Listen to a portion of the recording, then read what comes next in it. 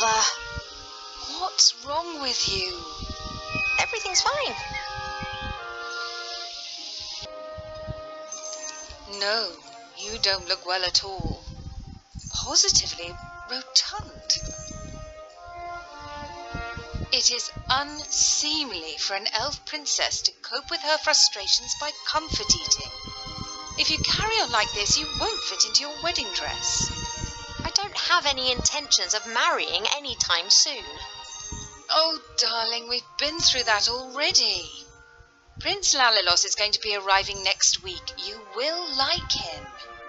He's charming and, look, he sent us a picture of himself and his sister. Which of the two is the sister? The elf nobility, unfortunately, has not got any unshaven Neanderthals to offer. You'll just have to get used to that. I don't have the slightest interest in that person. Not anymore. You are at the heart of the elf kingdom, in the castle of your family where you belong. No one here should be sad, tired, or fat. I only want what's best for you, Ivo.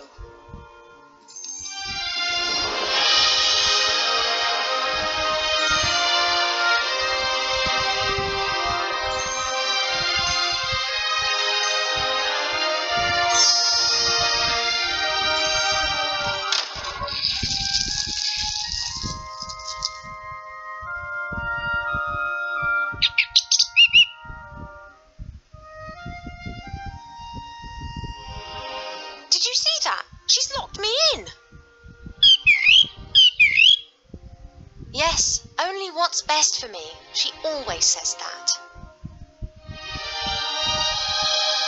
Have you seen this, Prince? A vain river elf who's only interested in topping up his tan. I'm to spend hundreds of years in the company of someone I don't love? Huh, not me. And how? She will try anything and everything. Nothing's more important to her than getting me married off. Ugh. When I was out there with the humans, it was the first time that I had the feeling I could determine my own destiny. Yes, it was dangerous. Doesn't that go with the territory? A life without risk, that is so... Oh, you don't understand. If I could, I would go right now. You want to stop me? Huh, just like last time.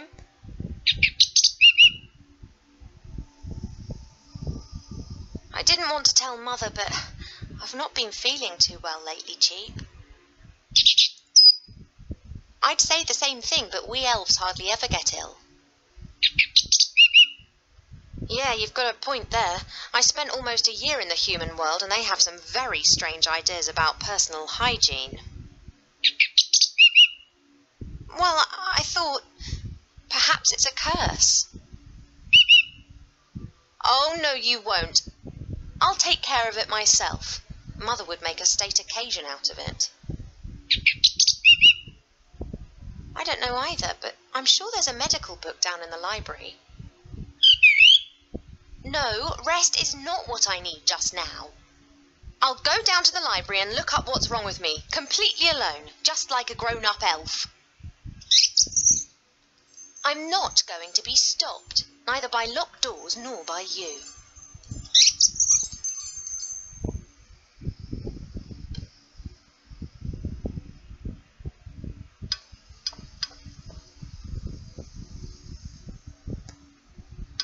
Cheap survived our past adventure, even if he'll insist on exactly the opposite. He told everyone for months how he defended me from all the evils of the world and then only just escaped with his tail feathers intact. Mother's locked me in as if I was 200 again. Since I secretly escaped from the elf burrow last year, she's taken to guarding me closer than ever before.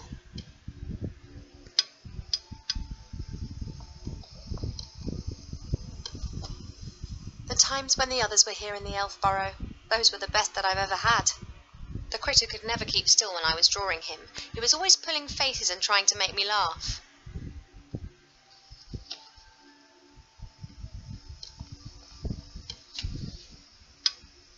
Wilbur was so excited. He loves elves and our stories. He spent hours sitting with my father and listening to him talk about bygone ages. Complete idiot.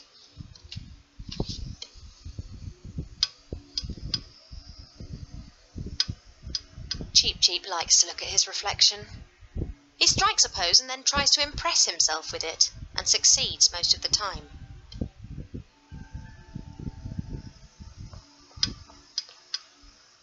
An envoy from the Far East gave me this musical box years ago. Wherever I go, I always have its tune in my head.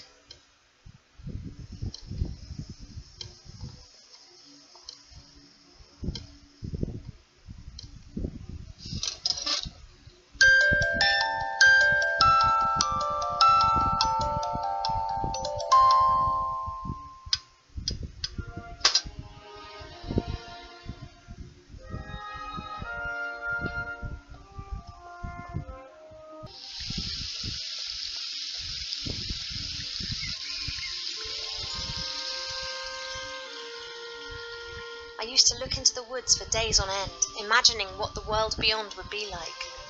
Now I know, and I think I miss it.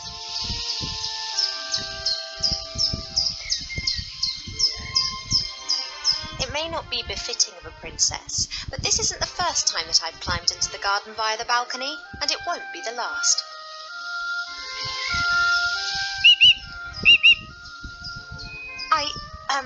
I'm just doing my morning exercises.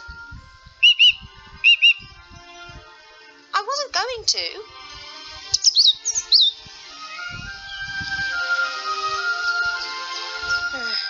Of course, I could just ignore him and climb down into the garden anyway. He would, however, make a beeline to Mother and tell on me, and who knows what the two of them would cook up for me next. We have many exotic plants here in the palace, but sunflowers are my favourite.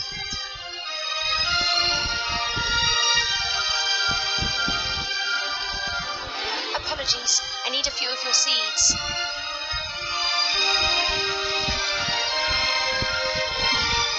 A friendly gift from nature, taken without permission.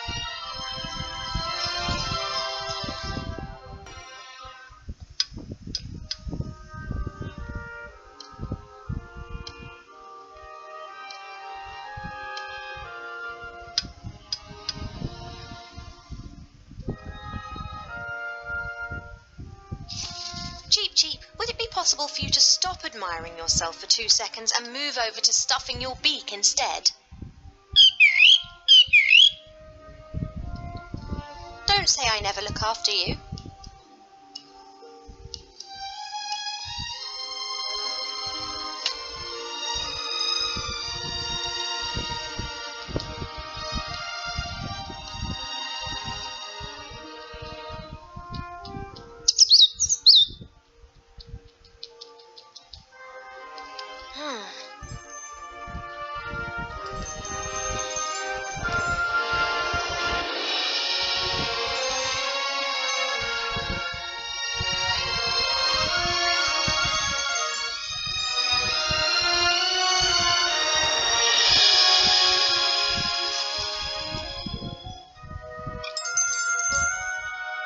Hey, withdrawal symptoms? A contented fat blue bird and his reflection. I just need the music box a minute.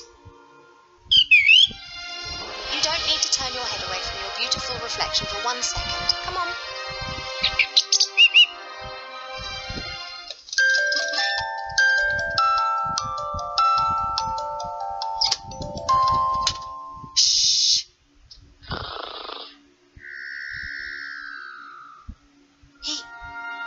He's gone to sleep. It got dark and he's simply... No matter. I can now enjoy a few moments of peace.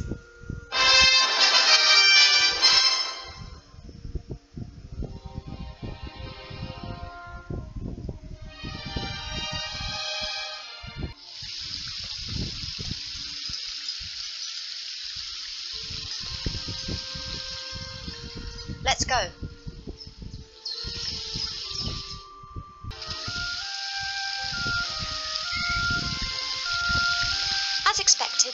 No one here.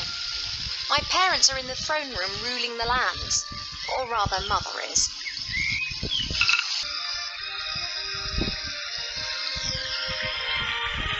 A fairly small, unattractive tree. Huh. I'd like to see how attractive you'd look if someone disturbed you on the pot in the morning. You mean... Anyway, what could I do for you, my little beauty? The garden always looks fantastic, Arthur. Thank you. It's a girt load of work. People always think elf gardens are fabulous by their very nature. But you need a mighty good gardener. You have got green fingers. Ah, that's just moss, my dear. Happens if you spend all day grubbing around in the earth and don't wash your hands properly in the evenings. Mother put me on a diet this morning so that I'll look perfect for my wedding. Oh, everything has to be perfect for her. No such thing in nature, of course. Or rather, everything is perfect if you just let nature run its course. You tell that to Mother. I have, many times. She'd be very clever in some things, but very daft concerning that. Now then, she is the queen. I'm old enough to be able to call a spade a spade. Spade, gardener, get it?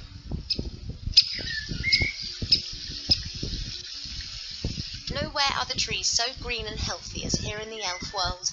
You tree shepherds do a great job. Tree shepherds? The trees just stand there. Why do they need a shepherd? However, I quite fancy one of those shepherd dogs. Hey, Rex, do you want to be my shepherd dog? Nah, my darling, I'm a gardener. Nothing more, nothing less. What are you up to today, then? Got much on? Oh, the usual. You know, it never rains in the elf burrow, but the flowers need their water, so I water them every day. Ah, the curse of good weather. The weather isn't the only thing which isn't right. I've been here 30 years, and for 30 years we've had autumn. Time passes differently in the elf burrow. Slower. Well, that's why everyone grows to be ancient here, obviously. But if we had a bit of normal weather and the usual seasons, there'd be a lot more variety here. You and Father, you get along well, don't you? Ah, no one understands more about nature than him, that's for sure. But I don't often ask him for help. Thinking has never got a field done, if you get my drift. He's just more of a theorist. Ah, the mud on your feet, the smell of fresh earth, all that joy and life. And he's missing out on the lot by just sitting around up there and doing nothing. I have to get on. Yep, got a bit to do myself. I just don't know what's wrong with that plant over there.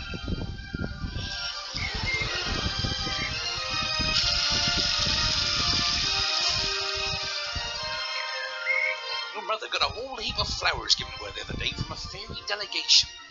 All of them took good and strong, just not that one. Perhaps it needs a special type of soil or something. Well, anything's possible. If I don't think of something soon, I'll have to ask your father. He can have a little chat with her and she might tell him what's up. If you're going in, it'd be nice if you didn't tell my mother that you saw me out here. Oh, you playing hooky again? My lips are sealed.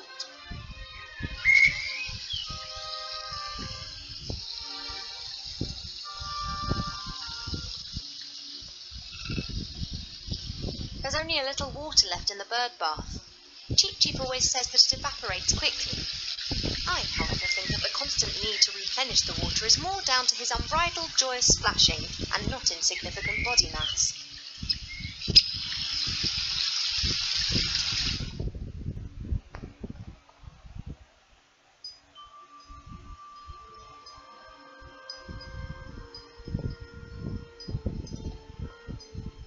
A great example of the variety of our world's fauna.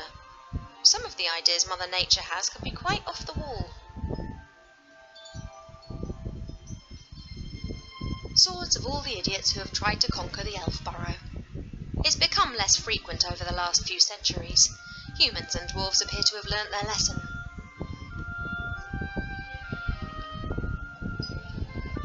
A few years ago, this dragon was causing a whole lot of grief. A bounty was put on its head, and all heroes of the land were encouraged to hunt it down. 40 brave warriors penetrated its lair and slew it. They brought the head to the palace where it was displayed in triumph. The strange thing was that a bit later more adventurers came carrying an identical head. Then more and more heroes arrived.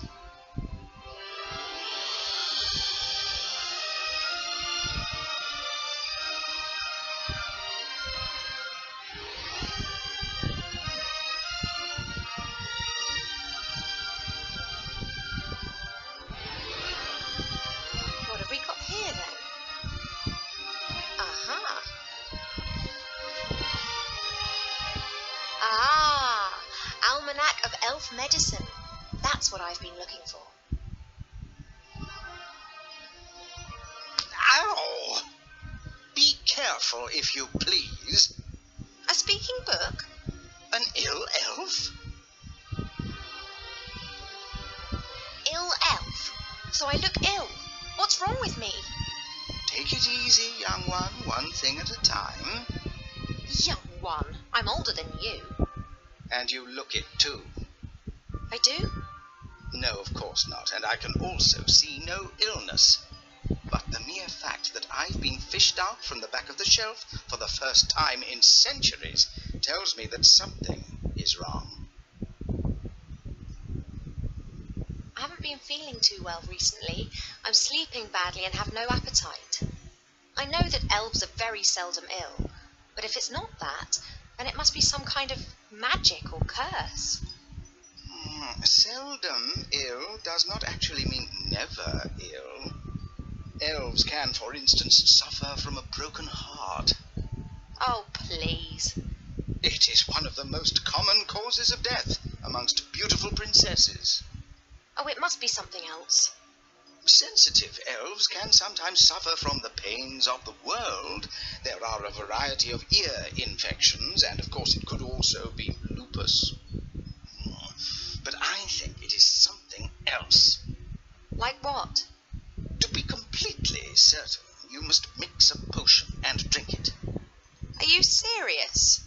Very. Are you actually qualified to make a diagnosis? And why can you talk?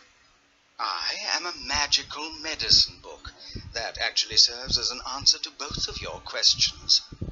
I've never encountered a talking book before. Of course not. I am the only talking book here. That's the problem.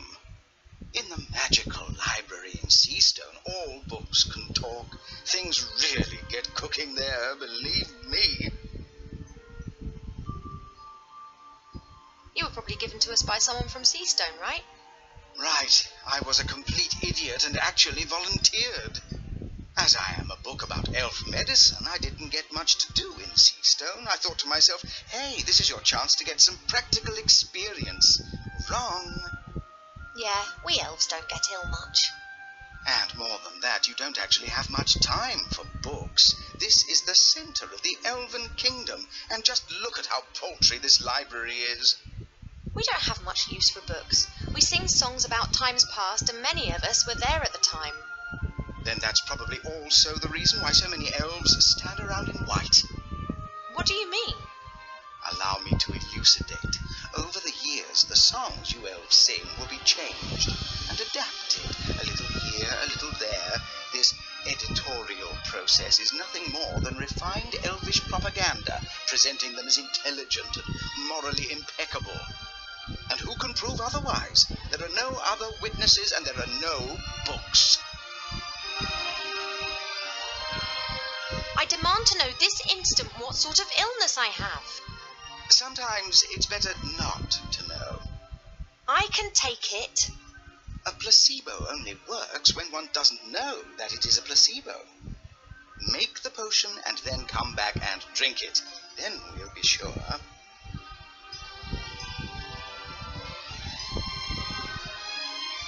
All right, this potion, what goes in it? It is very easy to make. You need to pound together the green fruit of a metis bush, a spoonful of honey and a red herring, and then mix with water into a viscous potion. Oh, that sounds revolting. It's medicine. It isn't supposed to taste nice. And if I drink it, I'll be well again? We will then at least know what is wrong with you. And if it's lupus? Have you been bitten by a wolf of late? No. Then it can't be lupus. No, I'm pretty sure it's something else. Now, that potion, drink it, and then I can tell you more.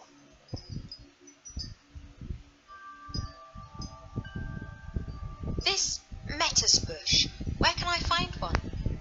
Haven't a clue. I'm just a book and have spent years sandwiched between dusty hymnals and a tome of revolting recipes. A red herring? Are you serious? Of course, why not? Red herrings are known all over the land as particularly useful fish. Their uses in the areas of medicine, cuisine, and literature are too numerous to mention. All right, so I've got a red herring.